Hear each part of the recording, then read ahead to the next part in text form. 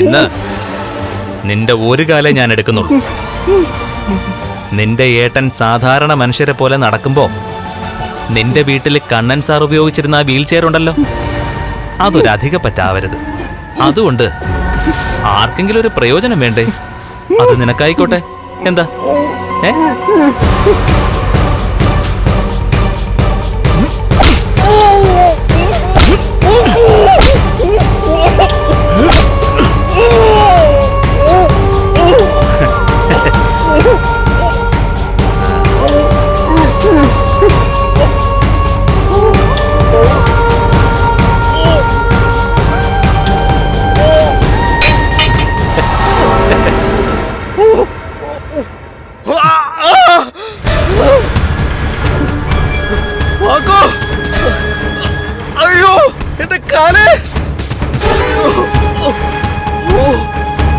കരയണോടാ, വേദന കൊണ്ട് പുളയണം നീ. സ്വന്തം ഏട്ടന്റെ മരണം ആഗ്രഹിക്കുന്നവനാ നീ. അങ്ങനെ ഒരുത്തൻ ദൈവങ്ങൾക്ക് പോലും വെറുക്കപ്പെട്ടവനാടാ. നിന്റെ ഏട്ടൻ വിഷവാതകം ശ്വസിച്ച് ശ്വാസം മുട്ടിയിട്ട് എന്നെ രക്ഷിക്കെന്ന് കരഞ്ഞു പറഞ്ഞപ്പോ നീ എന്താടാ ചെയ്തത്? അതിന് നിനക്ക് തരാവുന്ന ഏറ്റവും ചെറിയ ശിക്ഷയാ ഞാനിപ്പോ നിനക്ക് തന്നിരിക്കുന്നത്. കൊലയോധരാ.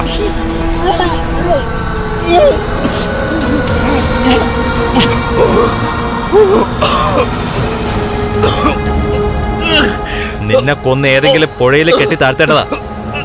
പക്ഷെ ഞാനത് ചെയ്യുന്നില്ല.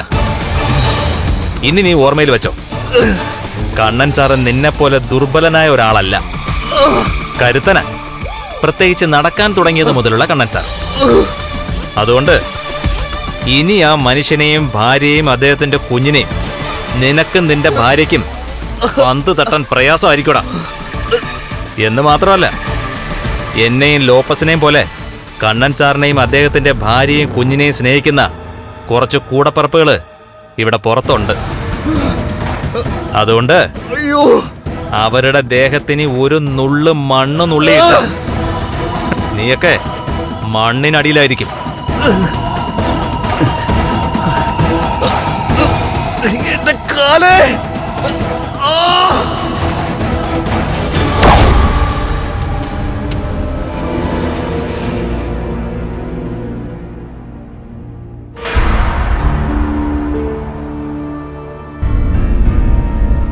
സാറേ, ഈ പറയുന്ന ഉണ്ണിയുടെ അമ്മ ഇപ്പൊ സാറിനെ സ്നേഹിക്കുന്നുണ്ട്. അവർ ആത്മാർത്ഥമായിട്ടാ സ്നേഹിക്കുന്നെന്നൊക്കെയാ പറയുന്നേ. പക്ഷേ അങ്ങനെ സാറിന്റെ കണ്ണിൽ പൊടിയിട്ടിട്ട് എപ്പോഴെങ്കിലും വിഷം വിളമ്പി തരുമെന്ന് പറയാൻ പറ്റില്ലല്ലോ സാറേ. എനിക്കിങ്ങനൊരു ശ്വാസം മുട്ടലുണ്ടായപ്പോ അമ്മയാ ഉണ്ണിയെ വിളിച്ച് പുറത്തിറക്കിയത്. എന്നെ പെട്ടെന്ന് കൊണ്ടുപോകാൻ പറഞ്ഞതും അമ്മയാ. അതൊക്കെ സാറിനെ തെറ്റിദ്ധരിപ്പിക്കാൻ വേണ്ടി ചെയ്തതാണെങ്കിലോ? അവൻ സാറിനെയും കൊണ്ട് ഹോസ്പിറ്റലിലേക്ക് വരികയാണെങ്കിൽ സാർ ഹോസ്പിറ്റലിൽ എത്തില്ല എന്ന് അവന്റെ അമ്മയ്ക്കും അറിയാം, ഭാര്യയ്ക്കും അറിയാം. ആരെയും അത്രയ്ക്ക് കണ്ണുടച്ച് വിശ്വസിക്കാൻ പറ്റില്ലല്ലോ ഒപ്പസേ. മഹിയും പിന്നെ നിങ്ങൾ ഉൾപ്പെടുന്ന ചില സുഹൃത്തുക്കളെയും അല്ലാതെ.